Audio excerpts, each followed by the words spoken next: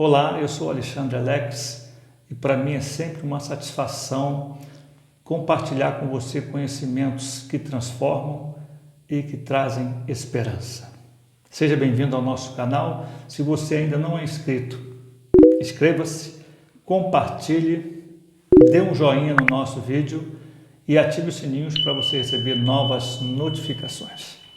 Bom, continuando então, falando sobre sexualidade, hoje nós vamos falar sobre as 5 fases do desenvolvimento psicossexual que Sigmund Freud, o pai da psicanálise, elaborou. Bom, vamos lá. A primeira fase é a fase oral. Essa fase se estende desde o nascimento até aproximadamente 2 anos de vida. Nessa fase, a criança vivencia prazer e dor através da satisfação ou frustração de pulsões orais. Essa satisfação se dá independentemente da criança, da satisfação da fome, mas inicialmente por ela, para a criança, o sugar, mastigar, comer, morder e cuspir tem uma função ligada ao prazer, além de servirem à alimentação. Ao ser confrontada com frustrações, a criança é obrigada a desenvolver mecanismos para lidar com tais frustrações. Esses mecanismos são a base da futura personalidade da pessoa. Uma satisfação insuficiente das pulsões orais pode conduzir a uma tendência para ansiedade e pessimismo. Já uma excessiva satisfação pode levar através de uma fixação nessa fase. A dificuldade de aceitar novos objetos como fonte de prazer e dor em fases posteriores, aumentando assim a probabilidade de uma regressão. A fase oral se divide em 2 fases menores, definidas pelo nascimento dos dentes. A criança se encontra em uma fase passiva receptiva e com os primeiros dentes passa a uma fase sádica ativa, através da possibilidade de morder. O principal objeto de ambas as fases é o seio materno, se torna um objeto ambivalente. Essa ambivalência caracteriza-se a maior parte dos relacionamentos humanos, tanto com pessoas como com objetos. A fase oral apresenta 5 modos de funcionamento que podem se desenvolver em características da personalidade adulta.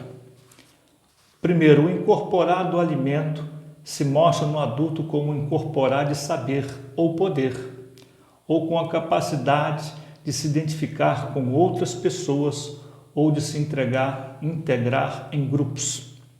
O segundo, o segurar o seio não querendo se separar dele, se mostram posteriormente como persistência e perseverança, ou ainda como decisão.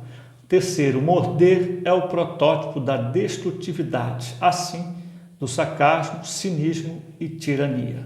Quarto, cuspir se transforma em rejeição. Quinto, o fechar a boca, impedindo a alimentação, conduz à rejeição, negatividade ou introversão. O principal processo dessa fase oral é a criação da ligação entre a mãe e o filho. Agora vamos à segunda fase, a fase anal. Segundo Freud, a fase anal vai aproximadamente do 1º ao 3º ano de vida. Nessa fase, as satisfações das pulsões se dirigem ao ânus, ao controle da tensão intestinal.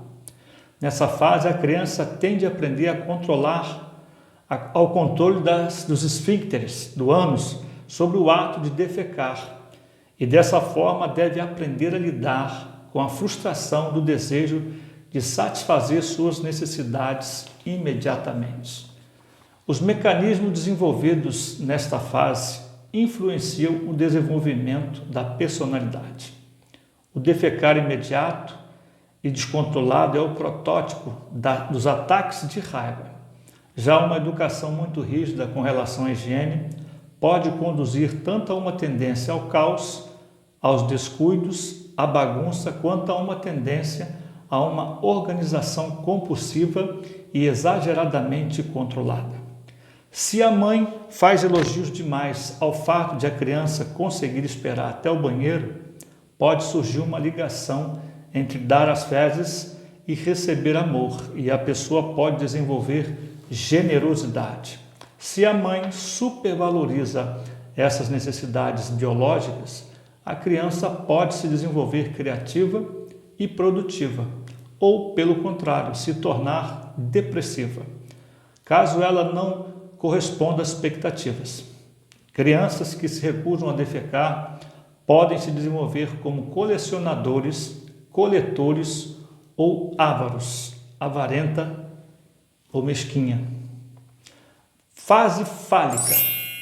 Segundo Freud, a fase fálica vai dos 3 aos 5 anos de vida. Se caracteriza pela importância da presença ou, na menina, da ausência do falo ou pênis. Nessa fase, prazer e desprazer estão assim centrados na região genital. As dificuldades estão ligadas ao direcionamento da pulsão sexual ou libidinosa ao genitor do sexo oposto e aos problemas resultantes. Segundo Freud, o menino deseja nessa fase ter a mãe só para si e não partilhá-la mais com o pai. Ao mesmo tempo, ele teme que o pai se vingue castrando. A solução para esse conflito consiste na repressão tanto do desejo libidinoso com relação à mãe, como dos sentimentos agressivos para com o pai. Em um segundo momento, realiza-se a identificação do menino com seu pai, o que os aproxima e conduz, assim, a uma internalização por parte do menino dos valores, convicções, interesses e postura do pai. O complexo de Édipo, nós já falamos sobre isso, o complexo de Édipo num vídeo anterior. Então, nessa fase fálica, o complexo do Édipo começa então a surgir. O complexo de Édipo representa um importante passo na formação do superego e na socialização dos meninos, uma vez que o menino aprende a seguir os valores dos pais. Essa solução de compromisso permite que tanto o ego, através da diminuição do medo, e o id, por o menino poder possuir a mãe indiretamente através do pai, com o qual ele se identifica, sejam parcialmente satisfeitos. O conflito vivenciado pelas meninas é parecido, contudo, com mais possibilidades de solução. Agora vamos ao período de latência, a quarta fase. Vai dos 6 aos 12 anos aproximadamente. É uma fase mais tranquila que se estende até a puberdade. Nessa fase, a libido é desinvestida das fantasias e da sexualidade, tornando-as secundárias, mas reinvestidas em outros meios, como desenvolvimento cognitivo, aprendizado, a assimilação de valores e normas sociais que se tornam as atividades principais da criança, continuando o desenvolvimento do ego e do superego. Vamos agora à última fase, a chamada fase genital.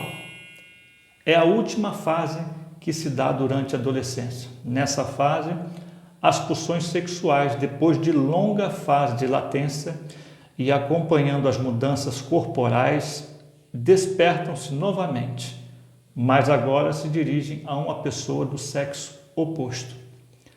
Como se depreende da explanação anterior, a escolha do parceiro não se dá independentemente dos processos de desenvolvimentos anteriores, mas é influenciado pela vivência nas fases anteriores. Bom, o crescimento saudável e equilibrado de cada indivíduo vai depender de como cada fase foi vivenciada e concluída pelo mesmo. Se durante o desenvolvimento de uma dessas fases existirem traumas, manipulação maldosa, maus tratos, abandono, ausência do pai, rejeição, ausência da mãe e outras razões mais, possivelmente esse indivíduo terá algum tipo de transtorno, de distorção em sua personalidade.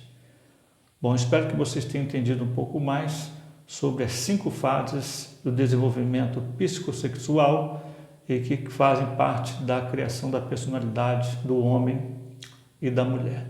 Eu fico por aqui, que você tenha um dia abençoado, cheio de alegrias e de muitas notícias boas. E até uma próxima. Se você também quiser, participe, mande um tema, faça o seu comentário, isso nos ajuda muito e a gente vai crescer juntos. Até uma próxima, querendo Deus.